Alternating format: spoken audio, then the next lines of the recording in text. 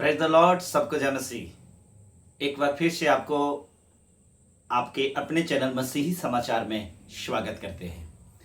मेरे दोस्तों, लगातार जिन चीज़ों के बारे में हम पहले फ्रस्ट्रेशन के शिकार हो रहे थे, जिस प्रकार से हमारे ऊपर शोषण उत्पीड़न बढ़ रहा था, हम मसीही भाई बहनों के ऊपर जिस प्रकार से राज्य सरकारें अपनी कुत्सित मानसिकता के साथ हमें दबाने का प्रयास कर रहा था और हमारे साथ जो अपनी ओछी हरकत दिखला रही थी, कुछ असामाजिक तत्व के द्वारा, उन तमाम चीज़ों को देखते हुए आप जितने भी हमारे मसीही भाई लोग थे, उन सब के अंदर में एक डर का माहौल व्याप्त था।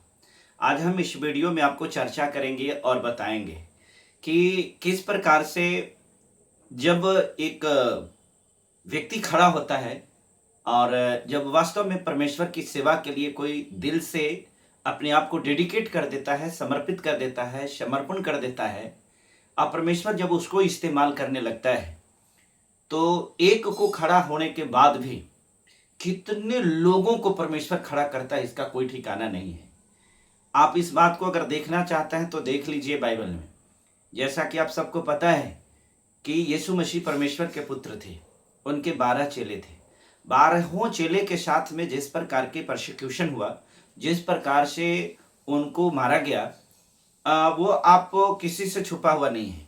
लेकिन उन 12 चेलों की शहादत के द्वारा क्या हुआ कि आज मसीहियत पूरे विश्व में फैल गया और पूरे विश्व के नंबर 1 स्थान पर आपका वो मसीही समाज है जिसमें परमेश्वर ने बाइबल की व्यवस्था के तहत बतलाया कि हमें किस प्रकार से जीवन यापन करना चाहिए। हम मसीही धर्म को, हम इंसानियत धर्म का दुश्मन, जो इस जहां में कुछ वैसे वर्ग, वैसे तत्व, वैसे पॉलिटिकल पार्टीज हैं जो हम मसीहियों की विचारधारा को दबाने का प्रयास किया, हम मसीहियों की मानसिकता को बदलने का प्रयास किया और जबरन धर्मांतरण का आरोप लगा लगा करके हमें मारा गया, पीटा गया, कूटा गया, जेल में डाला गया, भिन्न भिन्न प्रकार की यातनाएं दी गई। शायद उनको ये लगा होगा कि इससे ये डर जाएंगे, इससे घबरा जाएंगे, इससे इनका ये परमेश्वर का कार्य बंद हो जाएगा। लेकिन ऐसा संभव नहीं है। परसिक्यूशन को तो कोई रोक नहीं सकता है, क्योंकि ये बाइबल में आपने शुरू से देखा है। जब यीशु मसीह के काल से परसिक्यूशन की शुरुआत हुई थी, सताव की शुरुआत हुई थी, तो ये निरंतर चलता ही रहेगा। भारत में जिस प्रकार से कुछ राज्यों में, खास करके छत्तीसगढ़ में जो चीज देखने को मिला, वो चीज तो ऐसा लग रहा था मानो अब इस पे विराम लगना इसके लिए बहुत मुश्किल हो गया था। परंतु हम धन्यवाद देते हैं परमेश्वर का कि कहते हैं ना कि जब परमेश्वर का कार्य को रोकने का कार्य करता है तो परमेश्वर अपने लोगों को खड़ा करता है। जैसा कि हम आपको ये वीडियो में दिखलाने का प्रयास कर रहे हैं कि इस वीडियो को पहले आप देखिए, ये वीडियो क्या चीज का है। इस वीडियो में आप देख पाएंगे कि छत्तीसगढ़ में भिन्न भिन्न प्रकार के संगठन, जैसे भीम आर्मी और और जो है क्रिश्चियन फॉर्म के लोग, ये SC ST ट्राइबल्स के लोग, भिन्न भिन्न प्रकार के संगठनों के द्वारा जब छत्तीसगढ़ में इसके खिलाफ में जोरदार सड़क पर लोग उतरे और जोरदार जब इसका प्रदर्शन हुआ और इस प्रकार से उन्होंने जब इस बात की मांग किया कि ये गुंडा दल जो है, बजरंग दल जिसको कहते हैं, उसको बैन किया जाए। अगर ये बैन नहीं होगा, जब तक इस बजरंग दल को बैन नहीं किया जाएगा, तो फिर यहां बहुत बड़ी मुश्किल खड़ा हो सकती है। दोस्तों, मैं बार बार कहता हूं कि यह देश लोकतंत्रात्मक देश है। भारत संविधान से चलेगा। भारत को चलाने के लिए, संविधान, देश को चलाने के लिए एक संविधान है, एक लिखित दस्तावेज है जिसको हम संविधान कहते हैं। चाहे तो सरकार कोई भी हो, उसी संविधान से उसको चलाना होगा। जो संविधान को कुचलने का काम करेगा, निश्चित तौर पर इस डेमोक्रेसी में पब्लिक की पावर होती है, वो उसे कुचल देगा। परमेश्वर के राज्य को बढ़ाने के लिए सारे समुदाय अब यूनाइट हो रहे हैं और सबको ये बात समझ में आ रहा है कि मसीहियों के साथ में ये लोग बहुत शोषण, जुल्म, अत्याचार कर रहा है। आपको ये खुश होने का खबर है, आपको खुश होना चाहिए, क्योंकि हम लगातार आपको इन्हीं चीजों पर नजरें बनाए हुए हैं। किस प्रकार से हमारे बहुत सारे ऐसे संगठन हैं जिन संगठनों के लोगों के द्वारा हमारी वार्ता हुई है और उनके पास तक इस मैसेज को हमने पहुंचाने का कोशिश किया है कि अगर हमारा फंडामेंटल राइट्स को ये नहीं रहने देंगे तो फिर आपके राइट्स को भी ये नहीं रहने देंगे। चाहे तो जितने भी प्रदर्शनकारी हैं, जितने भी आप आंदोलनकारी हैं, हमने प्रयास किया है कि प्रत्येक लोगों से संपर्क किया जाए और उस संपर्क के दौरान उनके द्वारा जो है हम मसीहियों को समर्थन मिले और इस समर्थन के साथ हम इस सरकार को भी बतला दें कि तेरी औकात तो तेरी हस्ती नहीं है, तू जो चाहेगा वो नहीं हो सकता है। तो सिर्फ एक राज्य की सरकार हो सकते हो, परंतु इस दुनिया का सरकार हमारा परमेश्वर है, उसकी मर्जी के बिना तुम भी सत्ता में नहीं रह सकते हो। मेरे दोस्तों, हम सब के लिए गौरव का क्षण है, हम सब के लिए खुशी का क्षण है। हमने बार बार एक ही बात को बताया, हम कभी भी हिंसा में बिलीव नहीं करते हैं, हम कभी भी मारकाट में विश्वास नहीं करते, क्योंकि हम परमेश्वर के लोग हैं। परंतु इस चीज को तो स्पष्ट कहना पड़ेगा, इस चीज को तो स्पष्ट आपको जानना पड़ेगा कि अगर हमारे साथ में कोई व्यक्ति हमारा सम्मान, हमारी प्रतिष्ठा और हमारे साथ में हमारी फंडामेंटल राइट्स को अगर छीनने का प्रयास करेगा, तो देश का संविधान है वो हमें अधिकार देता है। हम एक तरफ बाइबल की व्यवस्था को मानते हैं, क्योंकि वो परमेश्वर के राज्य की व्यवस्था है। परमेश्वर के राज्य की व्यवस्था को रोकने वाला अगर कोई मनुष्य, अगर कोई सरकार खड़ा होती है, तो फिर इस सरकार में जो लोकतंत्र के द्वारा चलती है, तो फिर लोकतंत्र के जो हथियार हमारे लोकतंत्र में हमारे लिए दिया गया है, हम उन हथियारों का इस्तेमाल करेंगे। और इस लोकतंत्र में हमारा हथियार है, जिसमें धरना है, जुलूस है, प्रदर्शन है, विरोध मार्च है, आक्रोश मार्च है। इस प्रकार से भिन्न भिन्न प्रकार का ये हमारा हथियार है।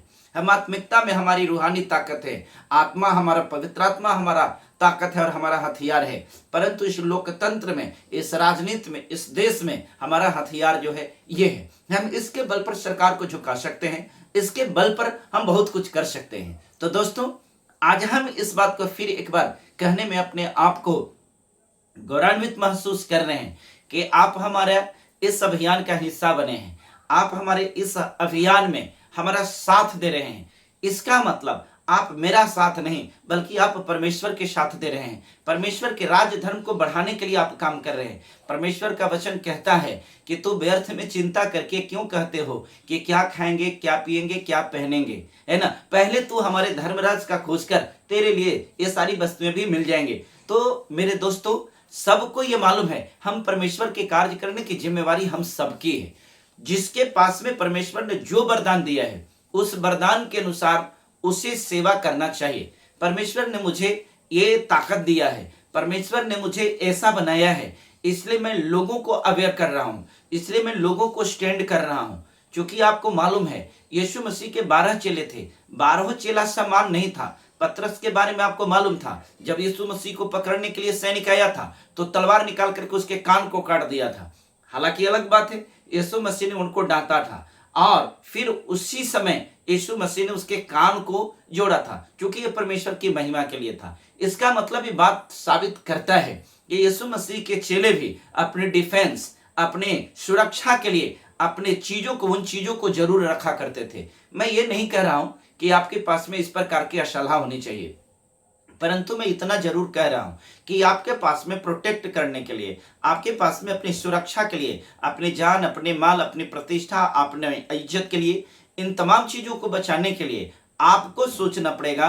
और आपको जो भी जिन चीजों को सहारा के द्वारा, जिन चीजों को प्रयोग करके आपका मान सम्मान, प्रतिष्ठा, आपका अधिकार बचता है, उसका प्रयोग करना ना तो यह गैर संवैधानिक है और न ही परमेश्वर के राज्य में इसके बारे में कहीं भी ये आपको मनाही है। हाँ, इस बात के लिए जरूर कहा गया है। बहुत सारे लोग बोलते हैं, इन बातों की चर्चा करते हैं जो बाइबल में वर्णित है।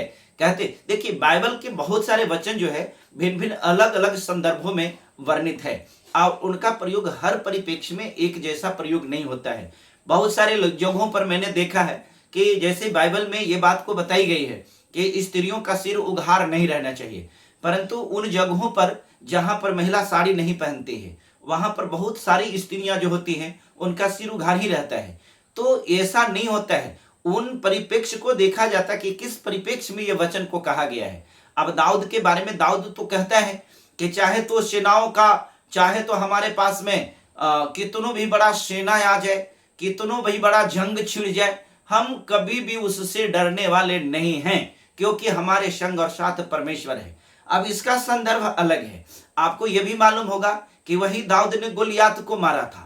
क्यों मारा था? जब तक परमेश्वर की प्रेरणा नहीं थी तो गोलियात को दाऊद नहीं मार सकता। एक छोटा सा बच्चा इतने बड़े बलशाली गोलियात को कैसे मारा? ये परमेश्वर की प्रेरणा थी। बहुत जगहों पर संदर्भ ऐसा है जहां पर इस चीज को बताता है। हमारे बहुत सारे स्पिरिचुअल टीचर्स हैं, स्पिरिचुअल गोस्पेल देने वाले हैं।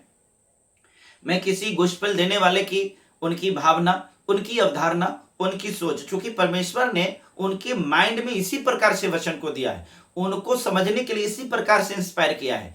तो जिस प्रकार से जिनको इंस्पायर किया उस प्रकार से अपने वचन को उन्होंने दिया है। हम इस वीडियो में खास करके आपको यह बताना है का कोशिश कर रहे थे कि अब आपके समर्थन में बहुत सारे लोग खड़े हुए हैं। अब आपके फंडामेंटल और रिलीजियस राइट्स को बचाने के लिए आपके साथ लोग आ रहे हैं, क्योंकि आप सही मार्ग पर थे। इसलिए भी वो लोग आगे आ रहे हैं क्योंकि आप स्टैंड हो रहे हैं। जब आप स्टैंड नहीं होइएगा, जब आप ही खड़ा नहीं होगा, तो फिर आपके साथ में कोई खड़ा होने वाला नहीं होगा। इसलिए इस वीडियो के माध्यम से उनको संदेश दे दीजिए, इस वीडियो को उनके पास तक के पहुंचा दीजिए। जो लोग कहा करते थे कि हम घर में घुस घुस करके ये करेंगे, आज वो बिल में, किस चूहे के बिल में घुस पड़े हैं, अब वो नजर कहीं नहीं आ रहे हैं। कोई बात नहीं, जहां नजर आए उनको इलाज करना बहुत जरूरी है। हाँ, गैर संवैधानिक तरीके से नहीं, संवैधानिक तरीके से ही, लेकिन इलाज बहुत जरूरी होता है। इलाज के बिना कोई बीमारी नहीं जाती है मेरे प्रियो। बाइबल के अनुसार जो इलाज उसमें लिखा हुआ है, बाइबल और हमारा संविधान जैसा इलाज कहता है, उसके अनुसार इलाज करना बहुत जरूरी है। क्योंकि जब तक इलाज नहीं होगी तो बीमारी गंभीर बनती जाती है। खुश होइए इस बात के लिए, प्रसन्न होइए इस बात के लिए कि परमेश्वर का राज बढ़ रहा है। और जितने प्रोसिक्यूशन होगा, प्रोसिक्यूशन के मतलब ये नहीं है कि prosecution is against about me, for me. तो प्रोसिक्यूशन जो है हमारे विरोध में नहीं है, हम लोगों के लिए विरोध में नहीं है। प्रोसिक्यूशन के द्वारा परमेश्वर का राज्य और बढ़ता है। लेकिन सवाल है कि प्रोसिक्यूशन के द्वारा राज बढ़ना चाहिए, और यहां प्रोसिक्यूशन के द्वारा परमेश्वर का राज ही बंद हो जाए, परमेश्वर का भवन ही बंद हो जाए, तो फिर इसके लिए कुछ करना ही पड़ेगा ना। तो चलिए, बहुत बहुत धन्यवाद देते हैं। एक बार फिर आपसे मैं निवेदन करता हूं, यह एक क्रांति है, यह एक अभियान है।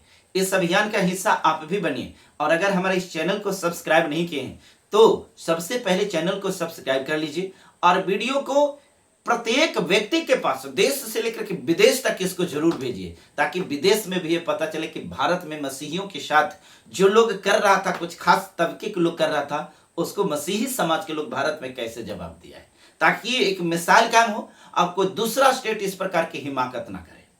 बहुत बहुत शुक्रिया, बहुत बहुत धन्यवाद। मिलते हैं फिर अगले वीडियो में, तब तक के लिए सबको प्रेज द लॉर्ड। जय मसीह।